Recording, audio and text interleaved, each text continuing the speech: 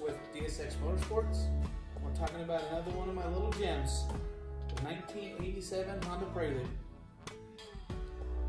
I guess the thing I should say about this car, more importantly than anything, is that my really first car that I've ever modified was a red 1986 Honda Prelude when I was 16 years old. So these cars, in general, mean a lot to me. So that's why this thing is still kicking around. This isn't that car, by the way, but it is the same color, and other than it being just a year off, it's pretty much my cumulative efforts to, minus some from my old Prelude days. So this thing has got Woolwoods on the front and CRX brakes in the rear, custom coilovers from a company named Gaz something or another in the UK. It's got the first gen Integra gear set in here. We welded the diff. It's got a super rare flywheel in it that's not in production anymore. The motor has got 282,000 miles on it, and it's the original motor. I did do some carburetor mods, but nothing. You guys may have seen that in some of my other videos. Feel free to check those out, but none of it, like the car is just slow. That's just kind of what it comes down to. It's fun because it's been reliable, but the car just in the comparison, this car with its fancy suspension and sway bars and bushings and all that other stuff runs a 224 at high planes on Nitto MT-05 tires. And you're barely using the brakes. You're really only using the brakes for 2 of the turns. My Kieran CRX, or Civic I should say, he's got a 90-ish Civic SI, or it's not even an SI, a 90-ish Civic that's been swapped with a B20B out of a CRV. SIR training, or whatever you want to call it, the JD and B16 training. That car, which actually weighs like 100 pounds more than this car does, with way worse brakes. I turn like 213s or something with his car, 215s or something like that. And it doesn't really make much more power than what this thing is factory rated at. So this engine is just not happy. It's just not right. It's finicky. It's carbureted. It's got like a million vacuum lines. I tried to clean those up, and I have the car where it'll run without all those vacuum stuff, but still it's just not fast.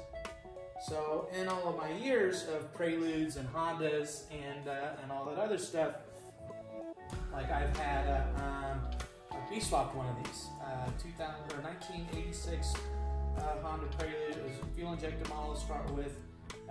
It was B16A swapped with place racing mounts. This was a long time ago, like early 2000s. I had that car for a long time, among other Preludes, but ultimately I have another set of place racing mounts. And that company went out of business in like 2005 or something.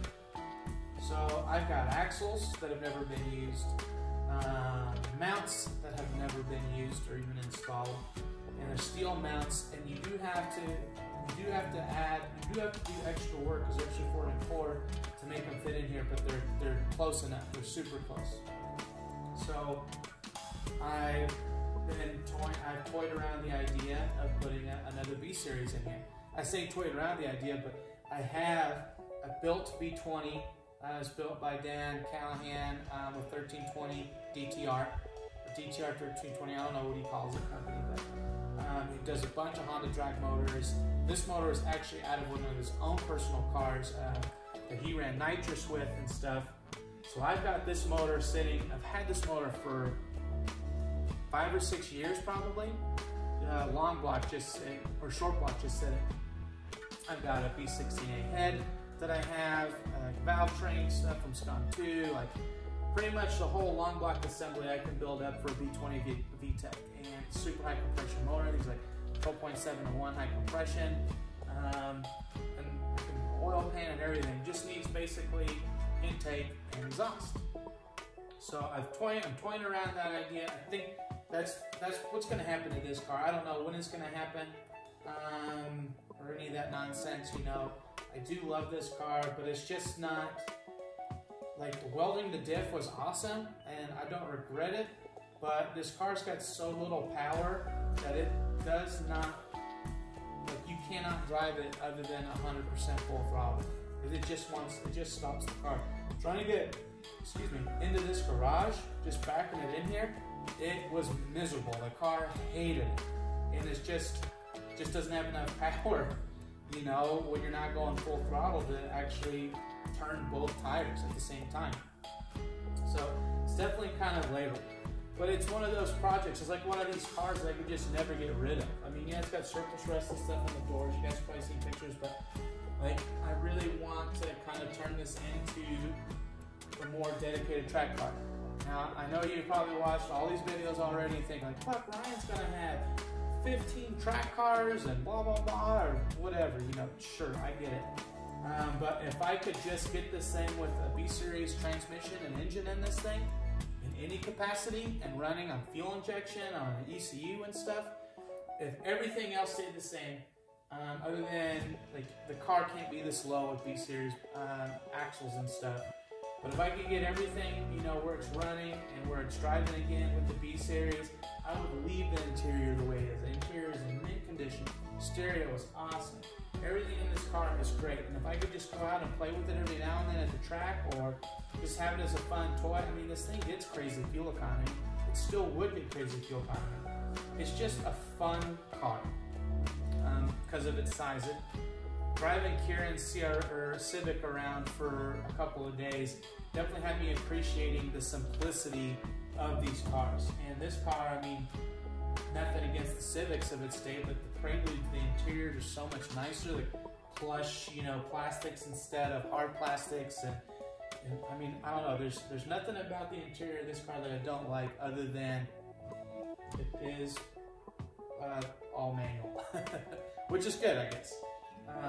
But yeah, so I've got an all vintage B-Series mount kit I could put in this thing, and I got an engine, I got all this stuff, and we'll get that at the house, get that from the house, get it over here, and just pull the engine and pull the transmission. And there are a couple of people who have reached out. This guy named, his Instagram handle's Honda Hoarder.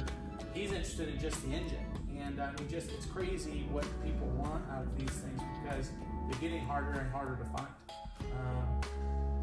I did do a lot of work to this engine when I had it running initially, and this was probably like 6 or 7 years ago. I got the car with pretty cheap, probably paid too much for it, but I got this car with a bunch of intake valves and from a timing belt that failed. And they tried to fix it. These aren't interference motors, but they tried to fix it, and then they made it even worse. So I took the head off, because at that time it had like 200, just some insane amount of miles on it. I took the head off of it, and there was still cross-hatching in the cylinder walls. I'm like, shit, I was just gonna drop a couple random valves I had laying around in this thing, just lap them in and go, but this is still a really nice bottom end. Like, it's still in good shape.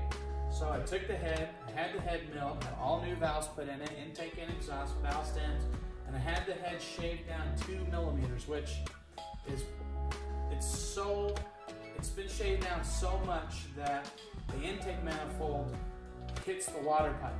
So I actually had to take one of the bolts off the water pipe and kind of bend it down a little bit, just so that the head would go on the car. And the water pipe on these are made on the block side. So that's how low the head is. And then I basically took my timing gears, which, just look at something. Yeah, they're still there. I have an adjustable timing gear from Golden Eagle. I took that timing gear and basically set everything up, you know, loosely where it was at essentially normal TDC. I haven't indexed this cam or anything like that to really know where the cam is, but basically that's where it's at. But you know, I drove the car for a while like that, and then I had another one of these that I used to autocross, and ended up blew it up a handful of times, and basically was taking the suspension apart, and everything in the rear was just completely rusted together, and I was like, man, this car is just trashed. So I pulled all the good stuff off of that car and scrapped that car, and now I have this car with like kind of a jumble of stuff that I had over the years, and it just kind of sits here. I've driven it some. I've autocrossed it a handful of times. I've taken it to the track a couple of times. It's super reliable from that regard. It doesn't overheat. You can drive it all day. It doesn't use much fuel. Just a great all-around car. And but it's not any fun to drive. Like, other than just driving around in a slammed, 80s Honda, it just doesn't have power. Just not that much fun. And I love the lines of these cars, and when I see it driving around me or behind me, or whenever somebody else is like inclined to drive it, like when Kyle drove it out to the track once, God, I just love looking at it. I just love the sharp lines in this car, and really, like, with the exception of a dent here, the whole car is super straight. And so I think putting the B Series in it, even if I simplify it and just do like a stock B20 or something, I think will really make this car, it breathe new life into this car, and it'll be a lot more fun to drive. And so I think that's probably what will happen to it. It's not a car that's ever going to go away. I mean, if I had to keep a handful of cars, I mean, it'd be this would be one of the cars I would keep, obviously. I mean, it's essentially everything that I've ever learned about a car started on one of these cars. My very first engine I pulled was out of that old 86 Honda Prelude. The very first time I did brakes was on one of these cars. The first time that I did anything, it was on these cars. I mean, I experimented with all kinds of stuff. Like, I built my own extended top hatch so I could get lower. I mean, all kinds of crazy stuff. Like, this car is 5.5 inches lower than stock. I'm in the quad axles so that I have more axle clearance, and just so much I learned on this car. On these cars, and I love them for that, for what I've learned from them. I mean, I could turn this thing into a front four car. I know there's a lot of guys that want me to do something like that with it, but I really think that having a modern running, like 200 horsepower would be great. 200 wheel horsepower B Series in this thing with a nice limited slip or a welded diff would really make this car a total riot to drive, even with the stock interior the way it is, with the great stereo in it. If I ever want to take it to the track, I mean, we know B Series reliable, the cooling system is more than enough, and just go and turn some laps in this car, I think it would just be a really fun car to drive and to really own. And I think it's really what, like, all those things I did with the car that you guys have seen, like welding the diff and taking simplifying the carburation stuff, is really about trying to make the car fun to drive. And ultimately, it didn't really change much of the car, other than that the car, it's embarrassing how the lack of power on this thing, like how it just cannot turn the car in a parking lot without trying to stall. So this is a simple video, it's not as long as detailed as the other ones, but these cars, I mean, do mean a lot to me. And it's not very expensive to fix up, especially considering all the parts that I do have. And it won't be very hard to wire up, because these cars are super simple. The whole chassis side of this car, with the exception of the alternator, is pretty much separate from the rest of the car. So there's really nothing that's engine, like nothing that really runs the engine. There's a box over there with vacuum switches and stuff, but just get an OBD2 wiring harness out of like a Civic EX, like a 2001 Civic EX out of a junkyard, and could literally be running and driving this car. So this will actually probably be a project, as far as the more labor-intensive projects other than Subaru, that I'll probably get started on pretty early, since I have a majority of the parts. I already have a transmission, I have a short block, well, I really have a long block. I got to figure out fuel from the tank. I've already scoped a couple of fuel-injected cars, but it might just be easier just to run my own return. I don't know, we'll see how that goes. But I mean, that's an option. Just get a fuel tank out of a fuel-injected car. These cars have external tank pumps, even on the fuel-injected ones. So running an inline pump won't be a big deal. I think I just had like a regular I don't know, Moroso pump or Mr. Gasket pump on my old Prelude, and you know, obviously I have to change the fuel lines and all that stuff out because everything is too small for a fuel injected car. But I really, I mean, for the amount of work that this car needs to make it a better running A-Series car, I could spend a little bit more time and a little bit more money and have a really fun, good running B-Series car. So I think that's the long and the short of it. That's pretty much all there is to it. We'll see, I'll give this thing a start here. Let's see if we have power. Yeah, we got some power. You at least hear how miserable it is when we crank it. Alright, so this thing is gonna start right away.